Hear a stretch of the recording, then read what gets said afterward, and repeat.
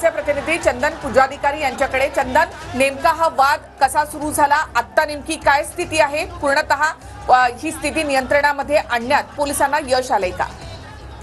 निखिला, खरं तर नाशिक बंदची हाक सकल हिंदू समाजाच्या वतीनं देण्यात आली होती।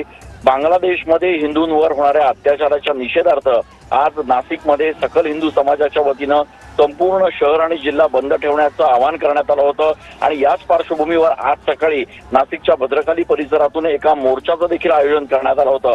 या मोर्चा दरम्यान जे मोर्चेकरी होते त्यांनी घोषणाबाजी करत जे दुकानदार होते त्या दुकानदारांना आपले दुकानं बंद करण्याचं आवाहन केलं। मात्र काही दुकानदारांनी ज्या वेळेला दुकानं बंद करण्यास नकार दिला त्यावेळेला वाद निर्माण झाला आणि त्यामुळे मोर्चेकरांपैकी काही मोर्चेकरांनी या दुकानांवर दगडफेक करायला सुरुवात केली। त्यामुळे या ठिकाणी तणावाची परिस्थिती निर्माण झाली। काही काळ या ठिकाणी दगडफेक देखील झाली। पोलीस या ठिकाणी या मोर्चा दरम्यान उपस्थित होते, मात्र तातडीनं अतिरिक्त पोलिसांची कुमक जी आहे ती या ठिकाणी बोलवण्यात आली आणि परिस्थितीवर तातडीनं नियंत्रण ठेवण्यात आलं। हा मोर्चा जरी अत्यंत शांततेनं सुरू होत असला तरी नंतर या मोर्चानं या ठिकाणी तणावपूर्ण अशी परिस्थिती जी आहे ती निर्माण झाली होती आणि त्यामुळे आता या संपूर्ण मोर्चा दरम्यान हा जो काही तणाव निर्माण झाला, ही जी काही दगडफेक झाली याची चौकशी देखील पोलीस करत आहेत। काही आंदोलनकर्त्यांना मोर्चेकरांना पोलिसांनी ताब्यात देखील घेतल्याचं बोललं जात आहे। त्यामुळे आता पोलीस नेमकी या संदर्भात काय भूमिका घेतात हे बघणं महत्त्वाचं ठरणार आहे। मात्र शहरामध्ये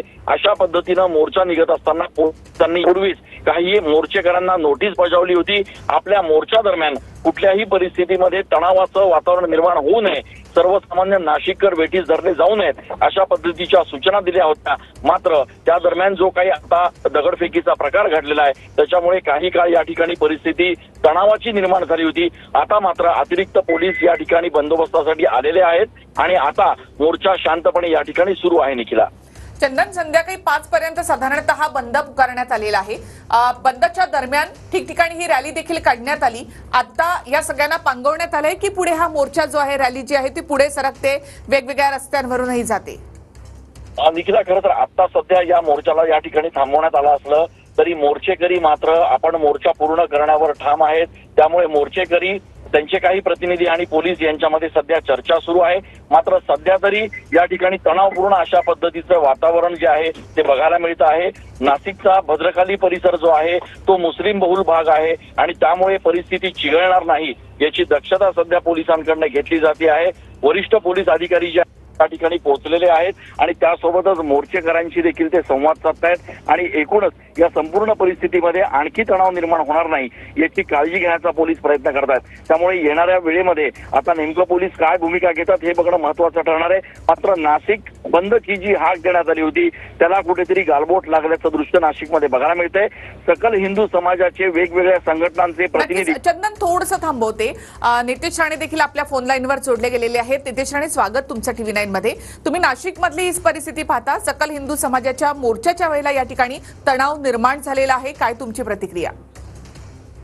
सकल हिंदू समाजाचे महाराष्ट्राचे विविध जिल्ह्याचे मोर्चे निघतायत, ते समाजांवर होणाऱ्या अन्यायाच्या विरोधात निघतायत। आता हे जे काही समोरून येऊन दगडी मारणारे जे काही जिहादी आहेत त्यांनी मुळातच लँड जिहाद आणि लव्ह जिहाद आणि वक्फ बोर्ड सारखे विषय याच्यामुळे हिंदू समाजाला आज त्रास दिला जातोय।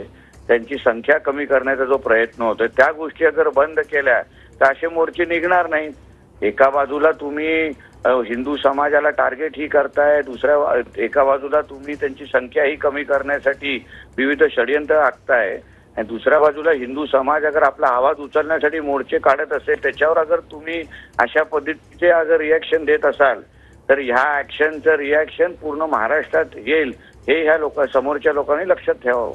नितेशजी, आता सध्या नाशिकमध्ये आपण पाहिलं तर तणावाचं वातावरण आहे, तर शांतता राखण्याचं आवाहन तुम्ही करता? सगळी शांतता हिंदूंनीच का राखावी हा सर्वात पहिला प्रश्न आहे ना।